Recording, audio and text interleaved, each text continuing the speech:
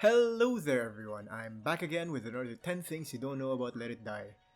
Once again, leave a like if I mentioned something you didn't know, and do the other thing that makes me sad if I fail to do so. Well, let's get on with it.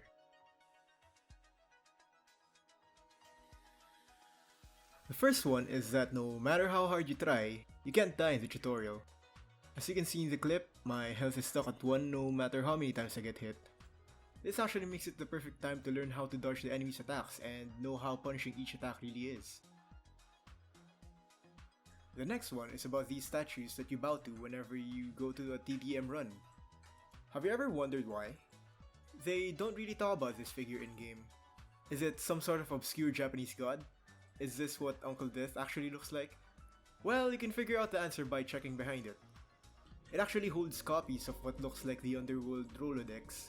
Since it's basically your Bible here, it makes sense why the statue that holds them is treated with such reverence. This one is not that obscure, but did you know that Max actually wields the drill weapons? His left arm wields the tier 1 variant, while his right arm wields the tier 4 variant. I suppose this solidifies his position as the Don of the DoD Arms faction. Speaking of Dons with weapons, this one is about Crowley. Do the rods on his back seem familiar? That's because they're actually the fire rod and the lightning rod weapons. I'm not sure what's the deal with bosses wearing player gear, but here they are. Going back to the tutorial, do you remember the sequence where they teach you how to throw mushrooms by asking you to throw one on the mushroom lady holding the gate? Have you ever wondered what would happen if you ate all the mushrooms? Well, thankfully enough, they foolproofed this section by making a yoga shroom spawn at this spot once you look away with no mushrooms in your inventory. The next one is about the Crossbow Weapon.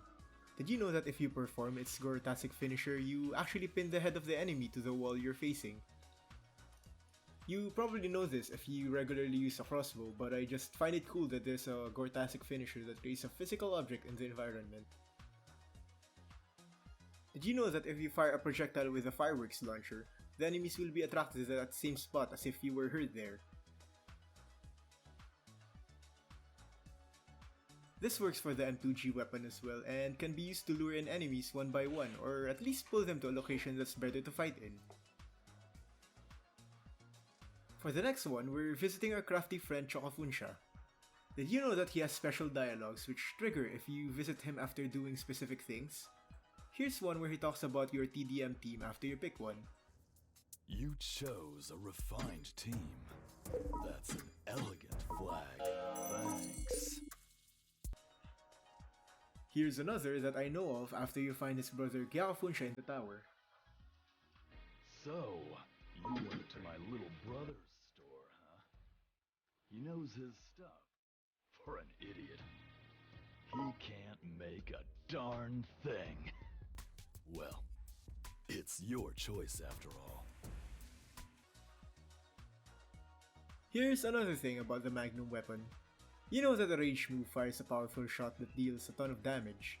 You have no idea how many times I've missed with this because sometimes the accuracy of this weapon is questionable, to say the least. Did you know that there's a better way to fire this shot so that it won't miss?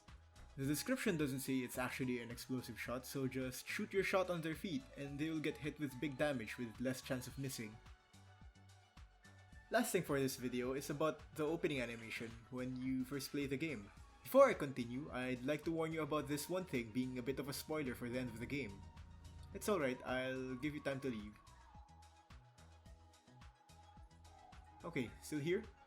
Anyways, at the end of the game, Uncle Death summons a giant tuber which is supposed to be the final boss, then he just kills it off with one swipe. Did you know that the same giant tuber can just be barely seen in the background while the opening cinematic is taking place?